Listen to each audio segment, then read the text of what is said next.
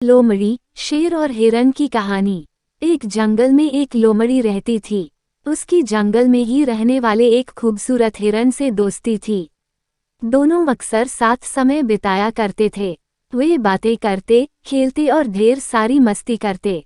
हिरन को लोमड़ी की दोस्ती पर बड़ा भरोसा था, इसलिए उसके मांसाहारी होने पर उसने उससे दोस्ती की थी। जंगल के अन्य जानवर उसे लोमड़ी से दूर रहने की सलाह देते, लेकिन उसे भरोसा था कि दोस्ती की खातिर लोमड़ी उसे कभी नुकसान नहीं पहुंचाएगी। एक दिन एक बूढ़ा शेर जंगल में आया। शिकार की तलाश करते हुए वह नदी किनारे पहुंचा। वहां नदी के दूसरे किनारे पर उसे हिरन नजर आया, जो लोमड़ी के साथ खेल रहा था। हिरन को देखकर शेर के मुंह में पानी आ गया और वह उसका मांस खाने की योजना बनाने लगा। लेकिन अब उसमें पहले जैसी फुर्ती नहीं रह गई थी कि हिरन को भागकर पकड़ ले। उसने बहुत सोच विचार किया और अंततः लोमड़ी को अपने साथ मिलाने का इरादा कर लिया। अगले दिन उसने लोमड़ी को अपने पास बुलाया और उससे कहा, लोमड़ी, क्या तुम मेरी सहायक बनोगी? तुम्हारा काम होगा जंगल के जानवरों को फुसलाकर मेरे पास लाना। पास आते ही मैं उनका शिकार कर लूंगा और हम दोनों आधा आधा मांस बांट लेंगे।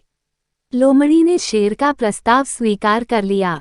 अगले दिन से उसे काम शुरू करना था। रात भर वह सोचती रही कि सबसे पहले किस जानवर को फुसलाकर शेर के पास ले जाऊं। किसी भी जानवर को फुसलाना आसान नहीं था। वैसे भी जंगल के जानवर उसे धूर्त समझते थे। उसने सोचा, क्यों न हिरन से ही शुरुआत की जाए। उसे फुसलाना आसान है। अगले दिन वह हिरन के पास गई और उसे फुसलाकर शेर की गुफा में ले आई। शेर ने झपट्टा मारकर हिरन को दबोचा और उसे मारकर उसका पूरा मांस खा लिया। लोमड़ी खड़ी देखती रह गई। बाद में उसने शेर से शिकायत की, तुमने वादा किया था कि आधा मांस तुम मुझे दोगे, लेकिन तुम पूरा मांस खा गए। तुमने मेरा भरोसा तोड़ा है। शेर उसे डपटते हुए बोला, पहले अपने गिरेबान में झांक कर देख। क्या तूने अपने दोस्त का भरोसा नहीं तोड़ा और उसे मेरा शिकार बनाकर मेरे पास नहीं लाई? भरोसे की नसीहत तब देना जब तू खुद भरोसेमंद हो। अब चल भाग यहाँ से, जो अपने दोस्त की न हुई वो मेरी क्या होगी।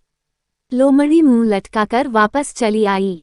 सीख, कभी किसी का भरोसा नहीं तोड़ना चाहिए। भरोसा तोड़ने वाले पर कोई भरोसा नहीं करता।